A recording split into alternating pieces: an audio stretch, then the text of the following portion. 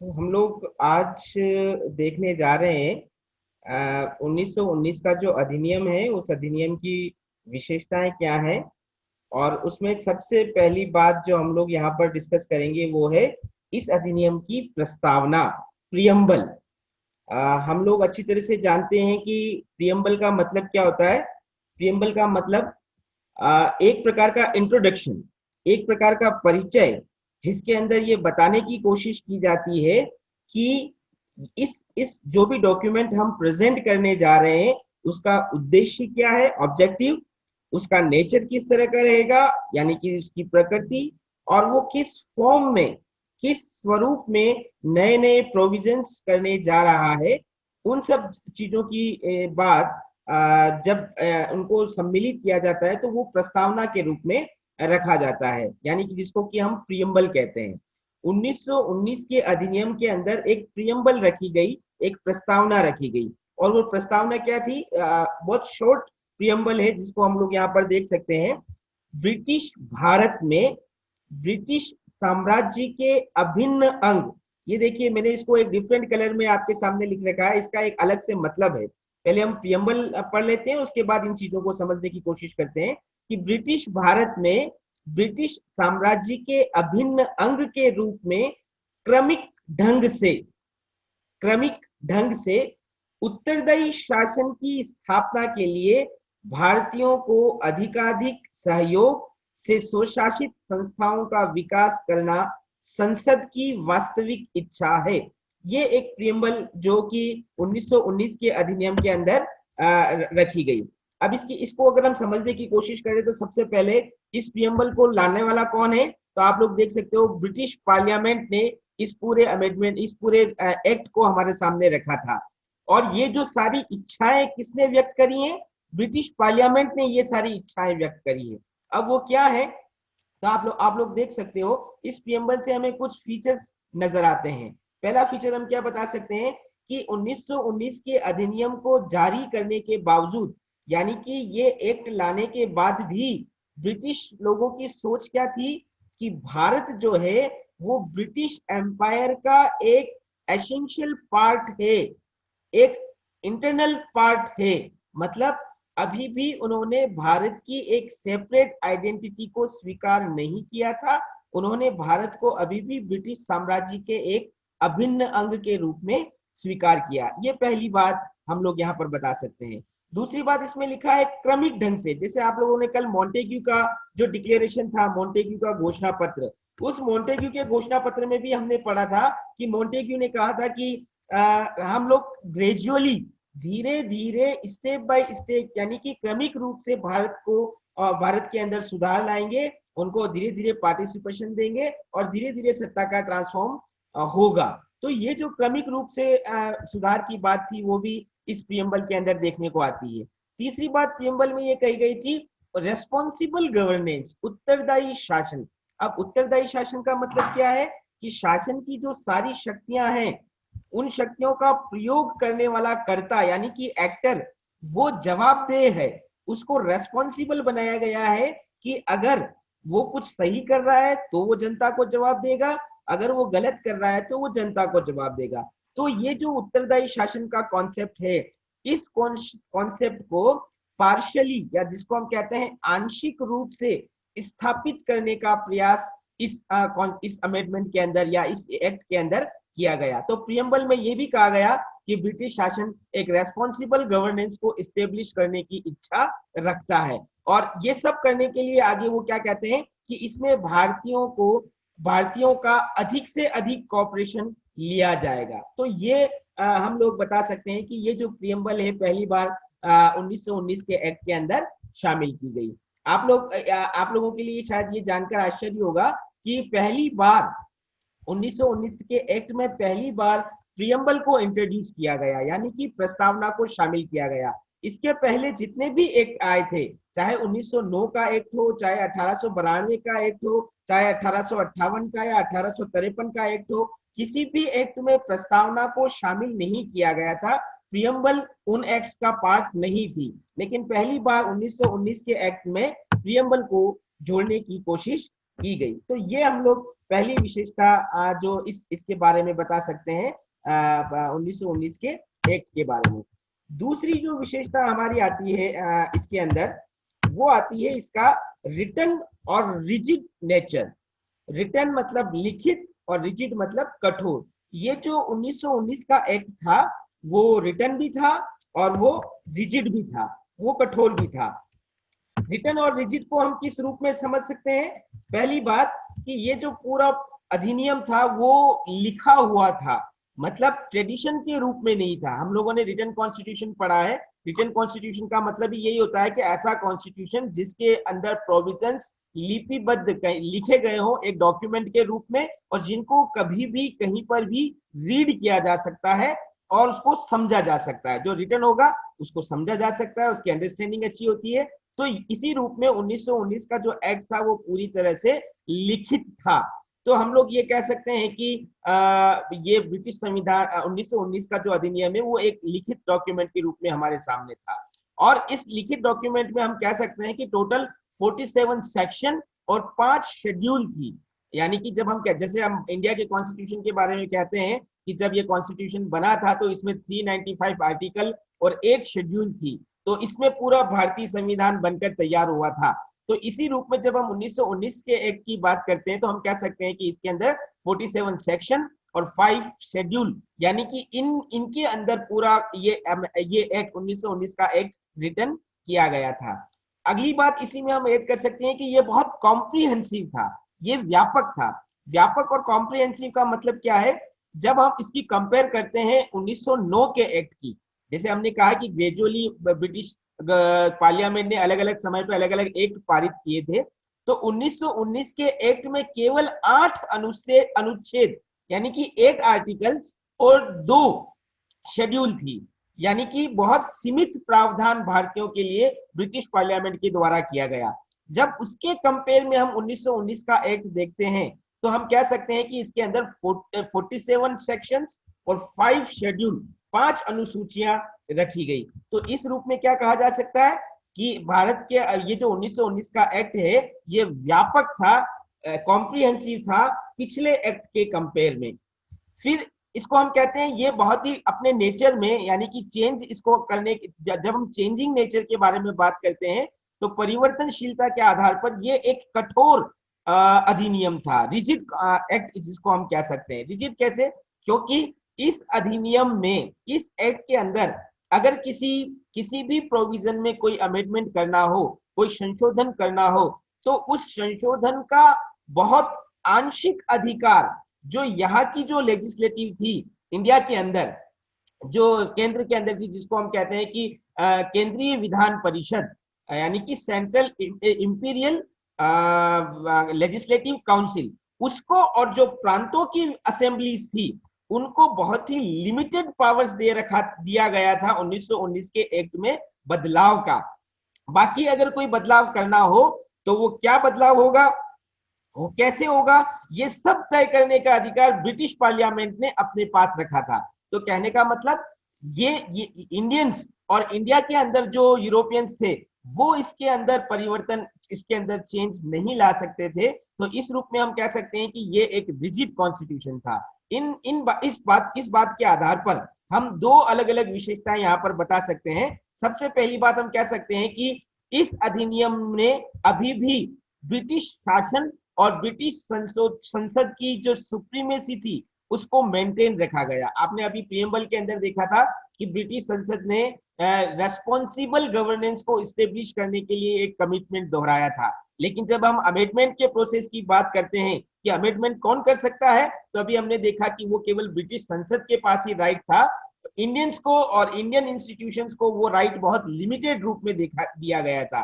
तो इस रूप में क्या कहा जा सकता है कि 1919 के एक्ट के बावजूद उन ब्रिटिश शासन और ब्रिटिश संसद की जो सुप्रीमेसी थी उसको मेंटेन रखा गया, और इंडियंस को जो राइट्स दिए गए वो केवल फॉर्मल या औपचारिक राइट्स कहे जा सकते हैं, जिनका कोई विशेष महत्व नहीं था। तो ये दूसरी विशेषता, written and rigid constitution.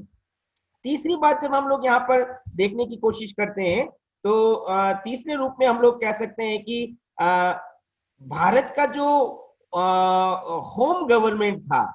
Home government का मतलब, यहाँ होम गवर्नमेंट का तात्पर्य है गृह शासन। आपको मैंने पिछली क्लास के अंदर बताया था कि ब्रिटेन के अंदर एग्जीक्यूटिव को, यानी कि वहां वहां पर जो कार्यपालिका थी उसको राय देने के लिए एक काउंसिल थी, भारत परिषद, इंडियन काउंसिल। और उस इंडियन काउंसिल के अंदर एक पोस्ट थी जिसको हम कहते हैं सेक्रेटरी ऑफ इंडिया, यानी कि भारत मंत्री। अब यही भारत मंत्री भारत पर शासन करने के लिए सुझाव, समय समय पर सुझाव ब्रिटिश एग्जीक्यूटिव को दिया करता था। और उसके साथ में प्रीवी काउंसिल भी थी, प्रीवी परिषद भी थी, उसका भी यही काम था वहां के एग्जीक्यूटिव को एडवाइस करने का। लेकिन मेन रोल जो था वो इंडियन काउंसिल या भारत परिषद का था, और उसी को हम लोग कहते हैं ये गृह शासन था, होम गवर्नमेंट जिसको हम कह सकते हैं, जो ब्रिटेन में रहकर इंडिया के बारे में ब्रिटेन की जो एग्जीक्यूटिव थी, ब्रिटेन की जो पार्लियामेंट थी, उसको समय समय पर पॉलिटिकल और एडमिनिस्ट्रेटिव एडवाइस दिया करती थी। 1919 के एक्ट के अंदर इस होम गवर्नमेंट के नेचर में, इसके पावर में, इसके स्वरूप में कुछ बदलाव किया गया। और वो क्या बदलाव था वो हम यहाँ पर देखते हैं कि 1919 के अधिनियम के माध्यम से इस होम गवर्नमेंट के कंट्रोल को, इसके नियंत्रण को कुछ रिड्यूस करने की बात कही गई। कुछ चौथी बात यहाँ पर हम लोग बता सकते हैं, और वो है कि 1919 के अधिनियम के अंदर जो केंद्रीय कार्यपालिका थी, जिसको हम सेंट्रल एग्जीक्यूटिव कहते हैं, उस सेंट्रल एग्जीक्यूटिव के अंदर भी कुछ चेंज लाए गए। अब वो चेंज क्या थे, इसको हमारे लिए जानना जरूरी है। हम लोग यहाँ पर समझने की कोशिश कर सकते हैं कि केंद्रीय कार्यपालिका का मतलब जो गवर्नर जनरल जो सेंट्रल में बैठता था, उस गवर्नर जनरल और उसको असिस्ट करने वाले जो लोग थे, उनको मिलाकर जो एग्जीक्यूटिव बनती थी, उसको हम केंद्रीय कार्यपालिका या सेंट्रल एग्जीक्यूटिव के रूप में जानते हैं। अब इसको लेकर क्या बात प्रावधान इसके अंदर किए गए, तो हम ये कह सकते हैं कि 1919 के अधिनियम के बावजूद जो केंद्रीय कार्यपालिका थी वो रेस्पॉन्सिबल नहीं थी, किसके प्रति, इंडियंस के प्रति। यानी कि इस 1919 के अधिनियम में भी ये प्रावधान किया गया कि गवर्नर जनरल और उसकी एग्जीक्यूटिव जो भी काम कर रही है, उस काम के लिए वो ब्रिटिश पार्लियामेंट के प्रति जिम्मेदार रहेगी, न कि भारतीयों के प्रति, और न ही जो भारत के अंदर जो लेजिस्लेचर है उसके प्रति। जो ये तो पहली बात हम क्या बता सकते हैं कि जो अनुत्तरदायी शासन की व्यवस्था थी, इररेस्पॉन्सिबल गवर्नेंस, उसको कंटिन्यू रखा गया इस अधिनियम के माध्यम से। और दूसरी बात हम लोग कह सकते हैं कि ये जो केंद्रीय शासन था, जो सेंट्रल एग्जीक्यूटिव थी, इसको पूरी तरह से स्वेच्छाचारी और एकात्मक बनाया गया। स्वेच्छाचारी और एकात्मक का मतलब कि जो विषय इनको सौंपे गए काम करने के लिए, उन पर ये अपनी मर्जी से काम कर सकते थे। जो लेजिस्लेटिव असेंबली थी, उनकी मर्जी के खिलाफ भी, या जो इंडियंस चाहते थे उनकी इच्छाओं के विरुद्ध जाकर भी, ब्रिटिश शासन में के हित में उनको जो भी अच्छा लगता, उस संदर्भ में वो निर्णय ले सकते थे। तो एक तरह से सारे पावर्स का, एग्जीक्यूटिव पावर्स का जो सेंट्रलाइजेशन था, जिसको हम केंद्रीकरण कहते हैं, वो गवर्नर जनरल के पास था, और वो पूरी तरह से निरंकुश और स्वेच्छाचारी रखा गया, एब्सोल्यूट जिसको हम कह सकते हैं। तो ये दूसरी बात जो केंद्रीय कार्यपालिका के संबंध में हम बता सकते हैं। तीसरी बात कि इस केंद्रीय कार्यपालिका का लेजिस्लेचर से कोई रिलेशन नहीं था, विधायिका के साथ इसका कोई संबंध नहीं था। आप लोग अच्छी तरह से जानते हो, जब हम पार्लियामेंट्री फॉर्म ऑफ गवर्नमेंट या संसदीय शासन की बात करते हैं, तो संसदीय शासन में कार्यपालिका का चुनाव कहां से होता है, विधायिका से होता है। और ब्रिटेन के अंदर भी पार्लियामेंट्री सिस्टम था, वहां पर भी कार्यपालिका का निर्माण वहां की संसद से होता था। तो ये एक्सपेक्टेशन की जा रही थी कि भारतीयों का पार्टिसिपेशन बढ़ाने के लिए यहाँ के एग्जीक्यूटिव में इस प्रकार का चेंजेस किया जाएगा कि कार्यपालिका का चुनाव व्यवस्थापिका के अंदर से होगा। लेकिन इन सारी अपेक्षाओं के विपरीत 1919 के अधिनियम में भी यही प्रावधान मेंटेन रखा गया कि गवर्नर जनरल और उसकी एग्जीक्यूटिव में जितने भी मेंबर होंगे, वो सब के सब गवर्नर के द्वारा नॉमिनेट किए जाएंगे, गवर्नर जनरल के द्वारा नॉमिनेट किए जाएंगे, और उनका लेजिस्लेचर से कोई रिलेशन नहीं होगा, उनका कोई संबंध नहीं होगा। तो ये एक और विशेषता, एक और प्रावधान जो हम केंद्रीय कार्यपालिका के बारे में बता सकते हैं। एक नया चेंज जो इसके अंदर किया गया, वो नया चेंज ये था कि 1919 के अधिनियम में इस केंद्रीय कार्यपालिका यानी कि गवर्नर जनरल को असिस्ट करने वाले जो 6 लोग होते थे, जिसको हम सेंट्रल एग्जीक्यूटिव काउंसिल के रूप में जानते हैं, केंद्रीय कार्यकारिणी परिषद के रूप में, उसके अंदर 6 मेंबर में से 3 मेंबर्स इंडियंस रखे गए। इसके पहले यानी कि 1909 के अंदर जो एक्ट आया था, उसमें केवल एक भारतीय को इस एग्जीक्यूटिव काउंसिल के अंदर स्पेस दिया गया था, एक इंडियन को। लेकिन अब वो नंबर बढ़ा दिया गया और ये तय किया गया कि जो गवर्नर जनरल को असिस्ट करने वाले 6 लोग हैं, उनमें कम से कम 3 इंडियंस होंगे। तो ये एक नया चेंज आया। और आप लोगों को याद होगा, कल हमने बात करी थी कि लखनऊ पैक्ट के अंदर भी और जो गोखले का पॉलिटिकल टेस्टामेंट था, उसके अंदर भी इसी प्रकार की डिमांड रखी गई कि भारतीयों का पार्टिसिपेशन एग्जीक्यूटिव काउंसिल में होना चाहिए। तो वो नंबर यहां पर हमको इंक्रीज होता हुआ नजर आता है। फिर 1919 के एक्ट के अंदर एक और प्रोविजन किया गया, और वो ये कि लॉ मेंबर यानी कि जो कानूनी विशेषज्ञ है, उसकी योग्यता तय की गई। उसकी योग्यता क्या तय की गई कि जितनी जो हाई कोर्ट है इंडिया के अंदर, उसके अंदर अगर 10 साल तक किसी ने एडवोकेट के रूप में, वकील के रूप में एक्सपीरियंस ले लिया है, वकील के रूप में काम करते हुए अनुभव हासिल कर लिया है, तो वो गवर्नर जनरल की एग्जीक्यूटिव में लॉ मेंबर बनने की योग्यता रखेगा। तो एक तो ये योग्यता निर्धारित हुई लॉ मेंबर की, और इसी योग्यता के आधार पर तेज बहादुर सप्रू को पहली बार इस लॉ मिनिस्टर के रूप में गवर्नर जनरल की एग्जीक्यूटिव के अंदर स्पेस दिया गया। तो ये एक और हम नया प्रावधान देख सकते हैं 1919 के अधिनियम में केंद्रीय कार्यपालिका के रूप में। एक लास्ट बात हम यहाँ पर और इस केंद्रीय कार्यपालिका के बारे में बता सकते हैं कि गवर्नर जनरल के जो पावर्स थे, वो बहुत ही कॉम्प्रिहेंसिव पावर्स थे, बहुत ही व्यापक थे। बहुत ही व्यापक का मतलब 2 तरह के मुख्य पावर्स हम इसके बारे में बता सकते हैं। एक, गवर्नर जनरल के पास लेजिस्लेटिव पावर्स थे और दूसरा उसके पास एग्जीक्यूटिव पावर्स थे। लेजिस्लेटिव पावर्स का मतलब, हालांकि वहां पर एक केंद्रीय व्यवस्थापिका भी थी जिसको कानून बनाने का अधिकार था, लेकिन उन कानूनों को मानना या न मानना, उनका वो कानून इंप्लीमेंट होंगे या नहीं होंगे, ये सब कुछ डिसाइड करने का अधिकार गवर्नर जनरल के पास था। गवर्नर जनरल चाहता तो किसी भी विषय पर ऑर्डिनेंस, अध्यादेश लाकर उनको एग्जीक्यूट करवा सकता था। गवर्नर जनरल चाहता तो जो पुराने कानून बनाए हुए हैं उनको रद्द कर सकता था। तो लेजिस्लेटिव फील्ड के अंदर गवर्नर जनरल को बहुत ही कॉम्प्रिहेंसिव पावर अभी भी मेंटेन रखे गए। और इसी तरह से जो एग्जीक्यूटिव पावर्स थे, उन एग्जीक्यूटिव पावर्स के संदर्भ में भी हम कह सकते हैं कि गवर्नर जनरल को सुप्रीम बनाया गया। कहने का मतलब, भले ही उसको असिस्ट करने के लिए 6 लोग थे, जिसमें 3 भारतीय और 3 यूरोपियन थे, लेकिन किसको कितना पावर देना है, किसकी एडवाइस को मानना है, ये सब कुछ गवर्नर जनरल की इच्छा के ऊपर डिपेंड करता था। गवर्नर जनरल केवल केंद्रीय विषयों पर, यानी कि जो सेंट्रल के सब्जेक्ट्स थे, केवल उन्हीं पर निर्णय लेने के लिए स्वतंत्र नहीं था। उन पर तो वो लेता ही था, लेकिन उसको ये भी राइट्स था कि वो प्रोविंसेस, जितनी भी जो 6 प्रोविंसेस उस समय थी, मुख्य रूप से जो प्रांत, जिनको हम प्रांत कहते हैं, ब्रिटिश प्रांत, उन ब्रिटिश प्रांतों के बारे में भी वो निर्णय ले सकता था।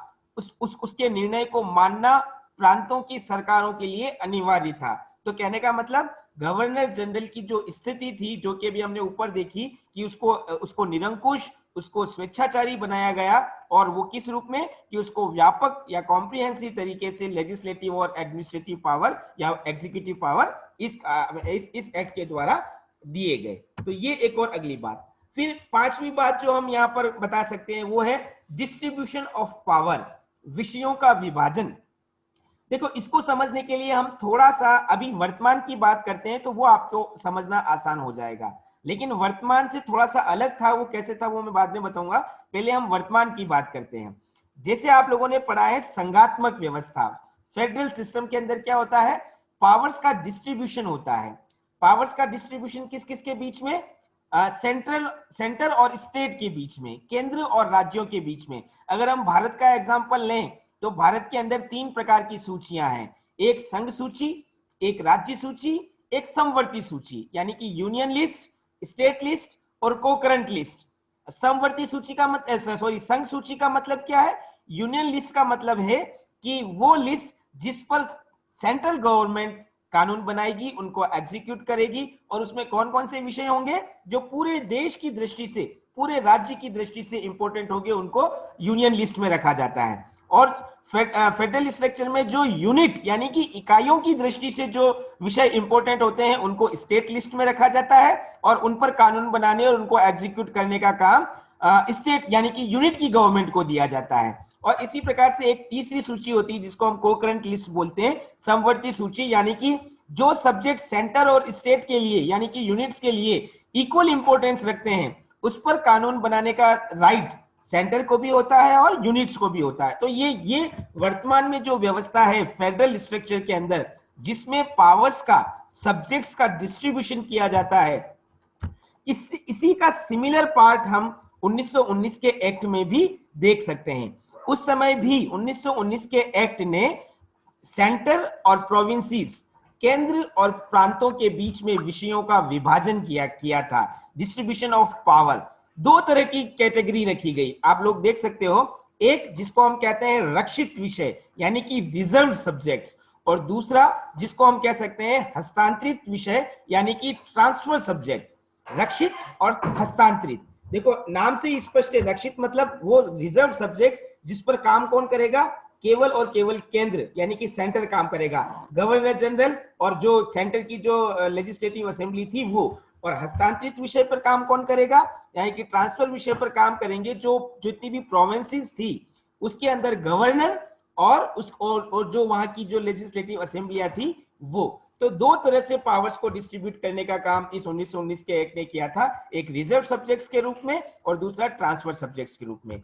रिजर्व कैटेगरी के अंदर टोटल 47 सब्जेक्ट्स रखे गए, और वो कौन से थे? तो अभी जैसे हमने बात करी कि जो पूरे ब्रिटिश साम्राज्य, भारत के पूरे ब्रिटिश साम्राज्य की दृष्टि से जो महत्वपूर्ण विषय थे, जैसे डिफेंस, जैसे फॉरेन अफेयर्स, जैसे जो प्रोविंसेस थी वो, जैसे कम्युनिकेशन के लिए डाक और तार का व्यवस्था, रिलीजियस इशू, या जो अखिल भारतीय सेवाएं हैं, एडमिनिस्ट्रेटिव सर्विसेज, उन सब को रिजर्व कैटेगरी के अंदर रखा गया और उस पर काम करने का दायित्व गवर्नर जनरल, उसकी एग्जीक्यूटिव और साथ ही साथ जो केंद्र की व्यवस्थापिका थी उसको सौंपा गया। और जो हस्तांतरित विषय थे उनका नंबर था 50, और जो वही विषय थे जो प्रांतों की दृष्टि से महत्वपूर्ण थे, जिसमें हम बता सकते हैं education, health, local governance, irrigation, police, ये जो विषय थे इस पर काम करने का अधिकार गवर्नर, उसकी एग्जीक्यूटिव और साथ ही साथ जो प्रोविंसेस की जो लेजिस्लेटिव असेंबलियां थी उनको ये काम करने का राइट दिया गया। तो इस तरह 2 तरह से हम बता सकते हैं कि विषयों का विभाजन जो है वो देखने को मिलता है 1919 के अधिनियम के अंदर। लेकिन अब यहाँ पर आप इस विभाजन के बावजूद 3 बातें और हम लोग यहाँ पर समझ सकते हैं। पहली बात, भले ही शक्तियों का विभाजन किया गया हो, केंद्र और प्रांतों को विषय बांटे गए हों, लेकिन फिर भी सुप्रीम किसको रखा गया है? गवर्नर जनरल को। पिछले पॉइंट में हमने बात करी थी कि गवर्नर जनरल अगर चाहे तो ये जो ट्रांसफरेबल सब्जेक्ट्स थे, जो हस्तांतरित विषय थे, उन पर भी वो एब्सोल्यूट होकर काम करने का राइट रखता था। तो गवर्नर जनरल को निरपेक्ष रखा गया। तीसरी बात, भले ही प्रांतों को ये 50 सब्जेक्ट सौंपे गए ट्रांसफरेबल सब्जेक्ट की कैटेगरी के अंदर, लेकिन उनको ये अधिकार सशर्त दिए गए। सशर्त का मतलब कि अगर सेंटर को अगर आवश्यकता महसूस होगी तो वो प्रांतों के विषय पर कानून बना सकती है। यानी कि इसका मतलब ये नहीं है कि प्रांतों को ये सब्जेक्ट्स दे दिए तो वो पूरा ऑटोनमस होकर इन सब्जेक्ट्स पर काम करेंगे और केंद्र उस पर कोई कानून नहीं बना सकता। तो ये एक दूसरी विशेषता और इसके बारे में हम बता सकते हैं। और तीसरी बात कि भले ही अभी जैसे कि मैंने थोड़ी देर पहले आप लोगों को कहा था कि वर्तमान में फेडरल स्ट्रक्चर के अंदर इस प्रकार का डिस्ट्रीब्यूशन होता है जो कि डिसेंट्रलाइजेशन की शक्तियों के विकेंद्रीकरण को हमारे सामने रखता है। लेकिन 1919 के एक्ट में भले ही दो तरह से शक्तियों का विभाजन किया गया था, रिजर्व और ट्रांसफर कैटेगरी के रूप में। लेकिन उसके बावजूद जो ब्रिटिश शासन का नेचर था वो यूनिटरी गवर्नेंस का था, एकात्मक शासन का था। वो फेडरल स्ट्रक्चर वाला शासन नहीं था, वो यूनिटरी स्ट्रक्चर वाला शासन था। तो ये विशेष बात ध्यान रखने वाली बात है कि डिस्ट्रीब्यूशन ऑफ पावर्स होने के बावजूद संघात्मक स्वरूप नहीं था, लेकिन शासन का एकात्मक स्वरूप ही हमारे सामने था। छठी बात हम लोग करते हैं सेंट्रल लेजिस्लेचर जो थी, केंद्र की जो व्यवस्थापिका थी, हम उसकी बात करते हैं। और उसको समझने से पहले हम लोग चर्चा करते हैं कि कैसे ब्रिटेन के अंदर 1919 के अधिनियम के अंदर केंद्रीय व्यवस्थापिका को लेकर नए प्रावधान किए गए। इसमें हम लोग बात करते हैं पहले 1909 के अधिनियम के अंदर क्या व्यवस्था थी और उससे 1919 के अधिनियम में क्या बदलाव आया। जब हम 1909 का जो मार्ले मिंटो एक्ट था, यानी कि 1919 के पहले की जो व्यवस्था थी, उसके अंदर केंद्रीय व्यवस्थापिका के अंदर, सेंट्रल लेजिस्लेचर के अंदर गवर्नर जनरल, उसके 6 मेंबर जो उसकी एग्जीक्यूटिव होती थी वो, और उसके अलावा एडिशनल मेंबर्स हुआ करते थे जिनका नंबर था 16 से लगाकर 60 तक हो सकते थे। एक्ट में यह प्रावधान था, हालांकि वो उनका नंबर था 60। यानी कि कितने मेंबर हुए? 60 तो एडिशनल मेंबर, एक गवर्नर जनरल और 6 उसके एग्जीक्यूटिव मेंबर। तो ये सब मिलकर उस समय, यानी कि 1909 के एक्ट के अंदर ये सब सेंट्रल लेजिस्लेचर का जो स्ट्रक्चर था वो इस रूप में था। लेकिन अब 1919 के अधिनियम में इस पूरी व्यवस्था में बहुत बड़ा बदलाव किया गया। और वो बदलाव क्या था? सबसे पहले हम बात करते हैं कि बाइकैमरल लेजिस्लेचर को एस्टेब्लिश किया गया था ब्रिटिश मॉडल के अनुरूप। आप लोग जानते हो बाइकैमरल का मतलब ऐसी लेजिस्लेचर जिसके अंदर 2 हाउस होते हैं, एक अपर हाउस और एक लोअर हाउस। ब्रिटेन के अंदर भी हम लोग कहते हैं लोअर हाउस जो है वो कॉमन सभा है और अपर हाउस जो है वो लॉर्ड सभा है। तो उसी पैटर्न के तहत भारत में पहली बार केंद्र में जो बाइकैमरल लेजिस्लेचर आया वो 1919 के एक्ट के द्वारा आया। 2 हाउसेस बनाए गए इस केंद्रीय व्यवस्थापिका के, एक को हमको लोग कहते हैं सेंट्रल लेजिस्लेटिव असेंबली और दूसरे को नाम दिया गया था स्टेट लेजिस्लेटिव काउंसिल। 2 नाम, एक केंद्रीय विधानसभा और दूसरा राज्य विधान परिषद। ये 2 सदन इसके अंदर केंद्रीय व्यवस्थापिका के अंदर रखे गए। 1919 के पहले तक एक सदनी यूनिकैमरल लेजिस्लेचर था। 1919 के एक्ट में बाइकैमरल लेजिस्लेचर आया, यानी कि द्विसदनात्मक व्यवस्थापिका जिसमें 2 हाउस है, एक केंद्रीय विधानसभा, एक राज्य विधान परिषद। जैसे हम बात करते हैं कि जहां बाइकैमरल लेजिस्लेचर होता है तो एक हाउस अपर हाउस कहलाता है, एक हाउस लोअर हाउस कहलाता है। लोअर हाउस ज्यादा पावरफुल होता है अपर हाउस के कंपेयर में। वही प्रोविजन यहां पर भी रखा गया, जो केंद्रीय विधानसभा थी उसको लोअर हाउस रखा गया और जो राज्य विधान परिषद थी उसको अपर हाउस रखा गया। और इसके नंबर की अगर हम बात करें तो केंद्रीय विधानसभा में कुल 145 सदस्य रखे गए और राज्य विधान परिषद में 60 सदस्य रखे गए। अगर आप दोनों को काउंट करो तो ये टोटल मेंबर होते हैं 205। जबकि 1909 के एक्ट के अंदर हम लोग जब बात करते तो केंद्रीय विधान परिषद में कितने मेंबर होते थे? 60 मेंबर, एग्जीक्यूटिव को छोड़ के 60 मेंबर होते थे। लेकिन अब वो नंबर बढ़ाकर कितना किया गया? 205। तो आप लोग देख सकते हो कि जो पार्टिसिपेशन था लोगों का, वो पार्टिसिपेशन इंक्रीज किया गया लेजिस्लेटिव असेंबली के अंदर। अच्छा, जब हम इनके टेन्योर की बात करते हैं तो टेन्योर के हम के अंदर कह सकते हैं कि इस केंद्रीय विधानसभा के सदस्यों का कार्यकाल रखा गया 3 वर्ष और राज्य विधान परिषद का कार्यकाल रखा गया 5 वर्ष। ये पूरी बात रिपीट करता हूं, 1919 के एक्ट के अंदर बाइकैमरल लेजिस्लेचर ब्रिटिश मॉडल पर अडॉप्ट की गई, एस्टेब्लिश की गई, यानी कि 2 सदन बनाए गए केंद्रीय व्यवस्थापिका के, एक निम्न सदन जिसको केंद्रीय विधानसभा कहा गया, एक उच्च सदन जिसको राज्य विधान परिषद का नाम दिया गया। निम्न सदन के अंदर टोटल 145 मेंबर्स रखे गए और अपर हाउस के अंदर टोटल 60 मेंबर्स रखे गए। अपर हाउस का कार्यकाल 5 वर्ष रखा गया और लोअर हाउस का कार्यकाल 3 वर्ष रखा गया। तो ये एक मेजर प्रोविजन जो इस केंद्रीय विधायिका के संदर्भ में कह सकते हैं। अब अगर हम इसको कंपेयर करें कि क्या इंडियंस की डिमांड को कंसीडर किया गया, जो डिमांड्स 1919 के एक्ट के पहले उठाई जा रही थी, क्या उन डिमांड्स को कंसीडर किया गया?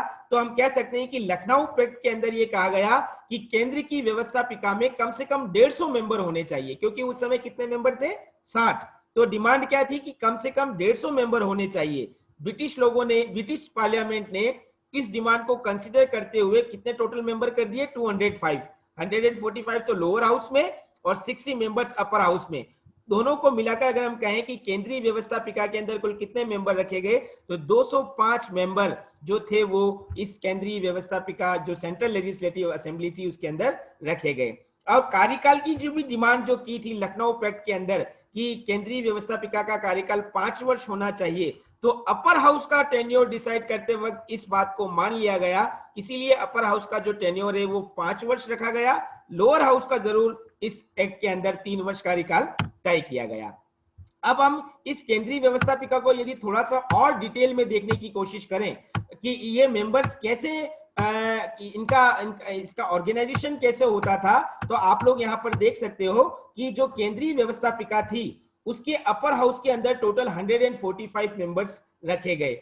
इन 145 मेंबर्स में से 104 सदस्य इलेक्टेड होते थे, इलेक्टोरल होंगे, ये प्रोविजन रखा गया, और 41 मेंबर्स नॉमिनेट होंगे, मनोनीत होंगे। इनका मतलब क्या है कि 104 सदस्यों का तो चुनाव किया जाएगा अलग अलग तरीकों से। वो अलग अलग तरीके क्या होंगे वो भी अभी हम देखेंगे, लेकिन अभी हम बात कर रहे हैं टोटल 145 मेंबर्स में से 104 मेंबर्स इलेक्ट होंगे और 41 मेंबर्स जो होंगे वो गवर्नर जनरल के द्वारा नॉमिनेट होंगे।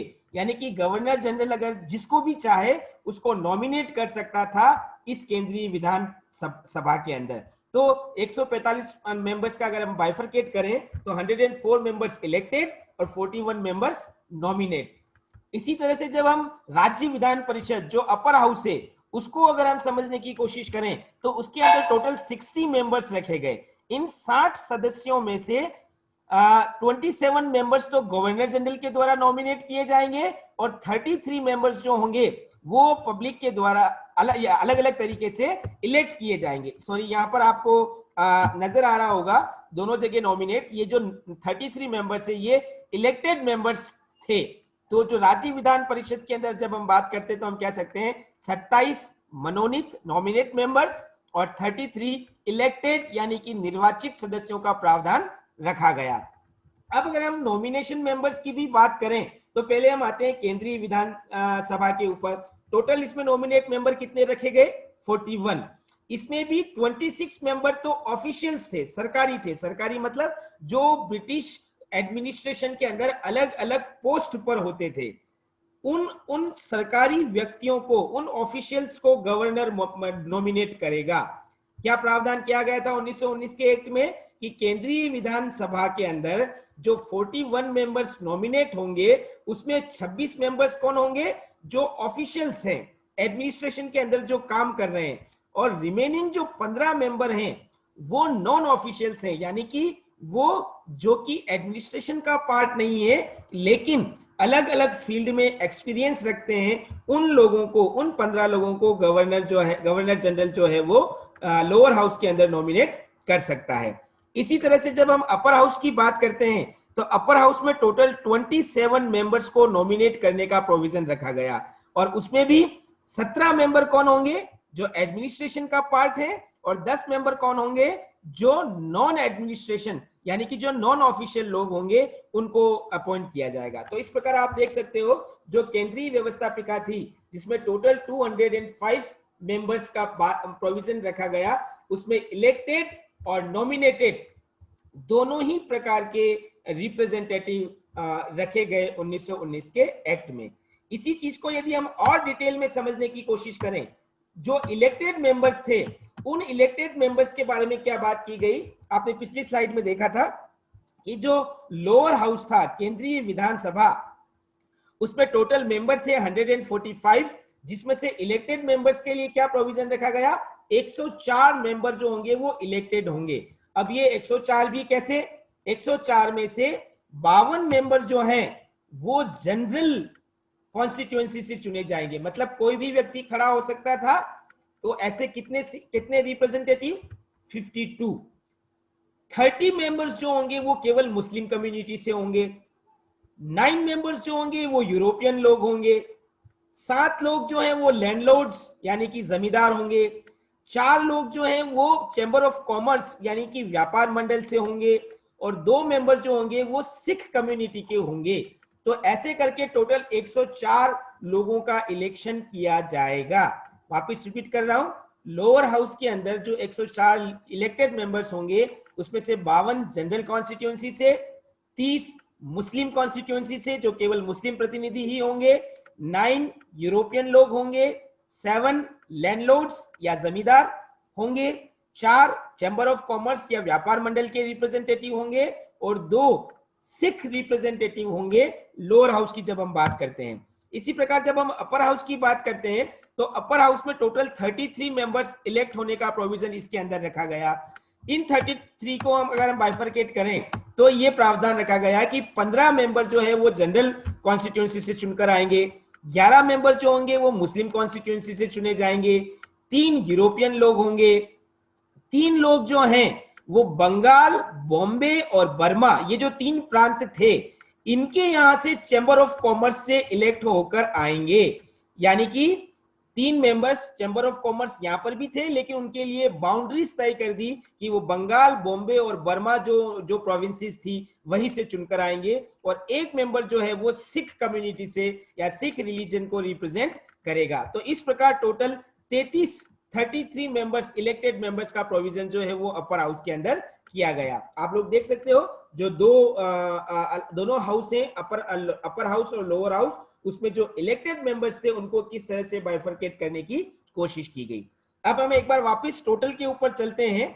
हम लोग क्या बता सकते हैं कि टोटल जो इलेक्टेड मेंबर्स हैं वो इलेक्टेड मेंबर्स कितने थे? 137। आप लोग देख सकते हो 205 में से 137 137 मेंबर्स इलेक्टेड होंगे। आप दोनों को काउंट कर लो, 104 तो लोअर हाउस में और 33 अपर हाउस में, इन दोनों की टोटल कितनी होती है? 137 इलेक्टेड मेंबर्स होंगे आउट ऑफ 205, 205 में से रिमेनिंग जो मेंबर हैं वो नॉमिनेट होंगे।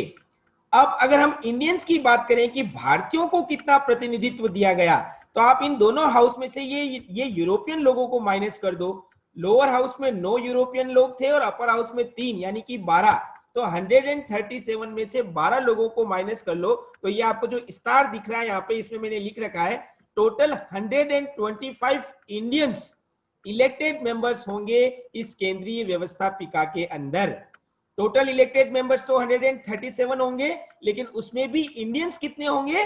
125, क्योंकि ये यूरोपियन लोग जो हम लोग यहाँ पर देख रहे हैं, इन यूरोपियन लोगों को हम इस 137 में से माइनस करते हैं, तो उससे हम बता सकते हैं कि 125 इलेक्टेड इंडियंस को स्पेस दिया गया इस केंद्रीय व्यवस्थापिका के अंदर।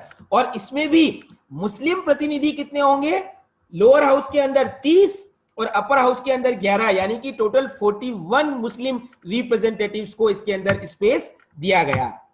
तो आप लोग यहां देख सकते हो कि लखनऊ समझौता जो हमने कल पढ़ा था, उस लखनऊ समझौते के अंदर एक बात की गई थी कि केंद्रीय व्यवस्थापिका में मिनिमम 1/3 मेंबर मुस्लिम होने चाहिए, मुस्लिमों के लिए 1/3 सीट्स रिजर्व होनी चाहिए। आप लोग देख सकते हो 125 का मतलब कितना 1/3 41 जो है वो तय है, यानी कि जो मुस्लिम रिप्रेजेंटेशन की जो मांग थी उस मांग को मान लिया गया और 1/3 सीट्स मुस्लिम लोगों के लिए रिजर्व कर दी गई। हालांकि ये भी ब्रिटिश रूल का जो डिवाइड एंड पॉलिसी का एक पार्ट था, हिंदू मुस्लिम एकता को तोड़ने का, उसी की दिशा में एक प्रयास था, लेकिन फिर भी हम कह सकते हैं कि जो डिमांड लखनऊ पैक्ट की थी वो डिमांड यहाँ पर मान ली गई। तो इस रूप में हम लोग देख सकते हैं कि जो केंद्रीय व्यवस्थापिका थी वो केंद्रीय व्यवस्थापिका आपको देखने को मिलती है।